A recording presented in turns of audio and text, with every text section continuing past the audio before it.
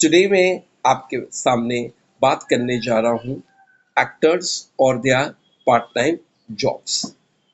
देखिए, बहुत मैंने एक्टर्स देखे हैं जो इनिशियली आते हैं बॉम्बे में एक्टर बनने के लिए, और डेफिनेटली वो घर से पैसा लेके इनिशियली आते हैं या उनके कुछ इन्वेस्टमेंट्स होते हैं, वो लेकर आते हैं। तो they have certain type of money. तो पहले तो सबसे पहले घर देख के सेटल होते हैं किसी के साथ, शेयरिंग या जो भी हो। उसके बाद धीरे धीरे देखते हैं कि वो ऑडिशन देना शुरू करते हैं। अब पहले क्या होता था कि ऑडिशंस हम पर्सनल देने जाते थे। अब after I think corona, lot of people have started giving auditions from home. कहते हैं कि हम घर पर ही देकर ऑडिशन देते हैं, क्योंकि बहुत सारे लोग सोचते कि बाहर जाने की ज़रूरत नहीं है, घर पर ही एक पर्दा बना दिया, पर्दा लगा दिया, उसके सामने आपने खड़े रह गए और कैमरा लगा के आपने घर पर भी ऑडिशन करके भेज दिया, which is saving a lot of time. Yes, it is nice, but it is not 100% good. Because एक बात याद रखिए, बहुत से लोगों को मैंने देखा है, जब हम कहते हैं लेट्स मीट अप और समथिंग, तो वो सीधा कहते हैं सर आपको स्क्रिप्ट भेज दीजिए, ओके, हम घर पर ऑडिशन करके भेज देंगे। अच्छी बात है कि आपको किसी ने स्क्रिप्ट भेजा और आपने घर पे ऑडिशन करके भेजा, लेकिन एक बात याद रखिए, जब आप पर्सनली किसी को मिलने जाते हो या पर्सनल ऑडिशन देते हो, तो दो चार बहुत सारी चीज़ों के एक्चुअली बेनिफिट होते हैं। फिर भी मैं क्यों कुछ बेनिफिट्स बताता हूँ। एक तो सबसे पहले आपको ये पता है कि यस वो जेन्यून ऑफिस है, वन। सेकेंड, आपको पता चलता है कि यस ये डेफिनेटली यहाँ पे एक अच्छी कास्टिंग या कुछ चल रहा है।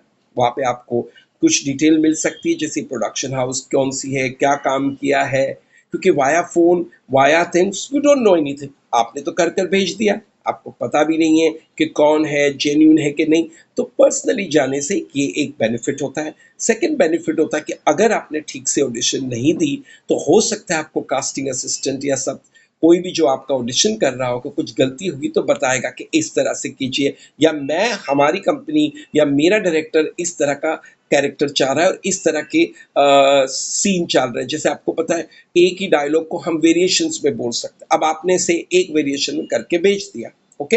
अब उनको समझो ठीक नहीं लगा और वहां हो तो वो बता भी सकते हैं रिहर्सल में कि कुछ में कि नहीं, हमें ये वाला लुक चाहिए और इस तरह वेरिएशन में चाहिए। तो सबसे सेकंड बेनिफिट क्या हो गया कि आपको वहाँ पता भी चल गया कि किस तरह से वेरिएशन करके करना है और कैसे करना है। तो वो भी एक बेनिफिट होता है ना। प्लस आप पर्सनली मिलते हो तो आपको बहुत और चीज़ें पता चलती हैं और उनसे रिलेशंस डेवलप होती है, उनकी कांटेक्ट होती है, रूबरू उन्हें देखना हो जाता है, जिससे आपको पता है कि कभी वो रास्ते पर मिल भी गया तो आप उनको जाकर कह सकते हैं हेलो जी कैसे हैं आप, क्योंकि आपने उनको देखा है, आप उनसे मिले हो, है ना। अगर आपने देखा ही नहीं और फोन से, तो आपको ही नहीं पता।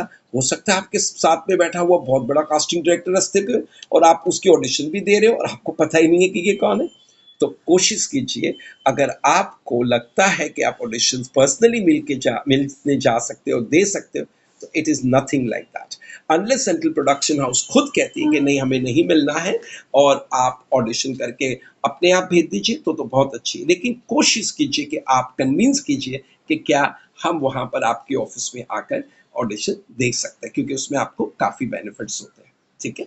हाँ, ये जरूर है कि घर पर बैठ के आपको ये बेनिफिट है कि टाइम बच जाता है। लेकिन एक बात याद है कि यहाँ टाइम बचाने के लिए ही नहीं आए हो, आप अपना काम करने के लिए आए हो। कुछ काम मिलेगा, पैसे मिलेंगे, तो it is good for you, right?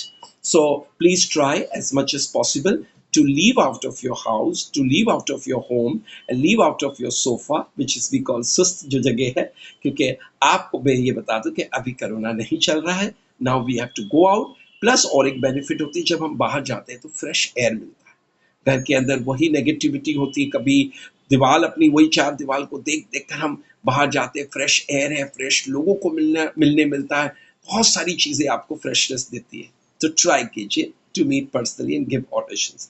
तो जिस तरह से मैं आपसे कह रहा था, एक्टर्स एंड देयर जॉब्स। अब मैंने देखा अक्सर बहुत सारे लोग कुछ टाइम ट्राई करते हैं, पैसे खत्म हो गए, अब क्या करना है, पेरेंट्स लोगों ने भी देना बंद कर दिया बिकॉज ऑफ द एक्सपेंसेस। अब ये सोचते हैं कि चलो हम पार्ट टाइम जॉब कर लेते हैं। तो मुझे बहुत सारे लोग आके कहते हैं कि सर अब मैंने पार्ट टाइम जॉब करना है। मैंने बोला पार्ट टाइम जॉब करना मीन्स कौन सा पार्ट टाइम जॉब है?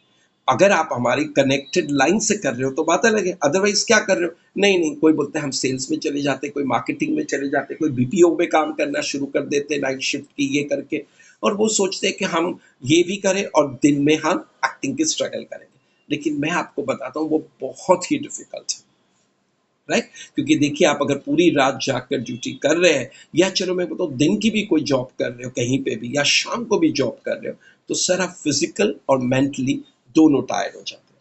और हम एक्टर के लिए, हमारे एक्टर के लिए सबसे इंपॉर्टेंट चीज होती है कि we have to be fresh, we have to look fresh, we can't become tired, we cannot show dark circle on our eyes and go for an auditions, है ना? तो अगर आप जॉब करते भी हो और वो आप सोचते हो कि हम इसमें जॉब भी कर लेंगे और एक्टिंग भी कर लेंगे, तो थोड़ा सा आई वुड रादर से इट इज डिफिकल्ट, बहुत डिफिकल्ट, इम्पॉसिबल तो कोई चीज़ नहीं है, लेकिन डिफिकल्ट होता है, क्योंकि दो बोट में जाकर, हम कहते हैं ना टू बोट्स में if you are travelling it is not able to reach at destination, है ना? तो कोशिश कीजिए अगर हो सके तो अपने एक्सपेंसेस को मिनिमाइज कर दीजिए, नंबर वन।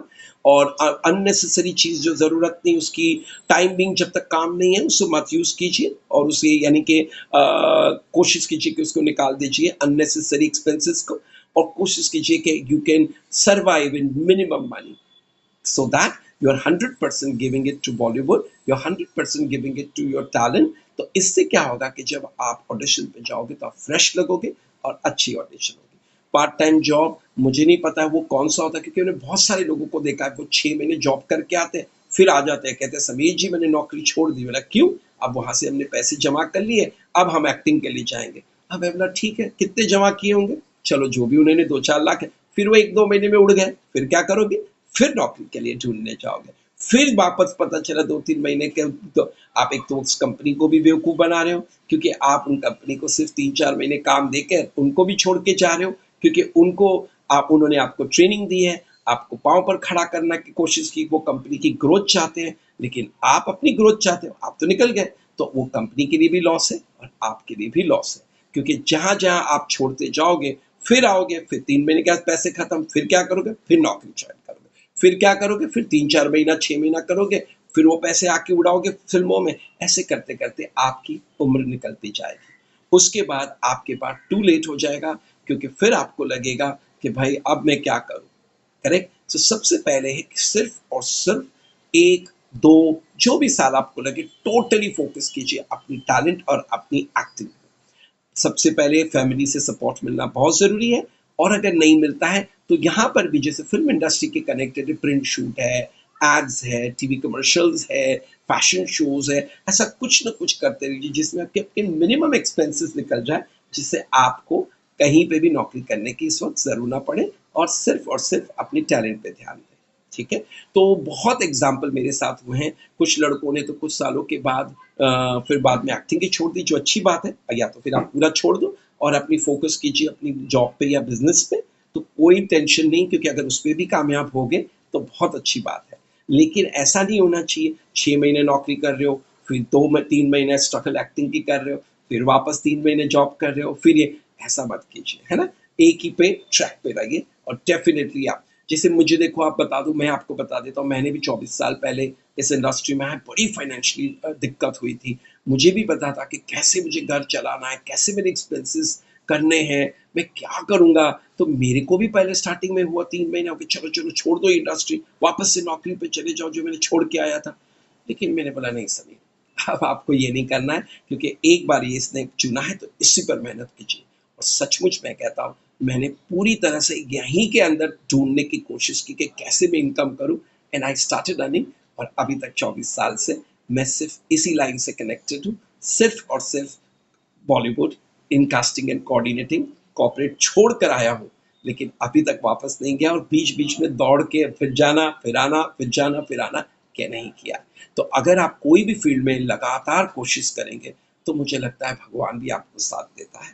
तो मुझे लगता है thank to my whatever prayers from my god और समथिंग, जो कुछ अच्छाई होगी मेरी, जिससे अभी तक हम 24 साल तक सर्वाइव करें और अच्छा कर रहे हैं, ऐसा नहीं कि हम नहीं कर रहे हैं।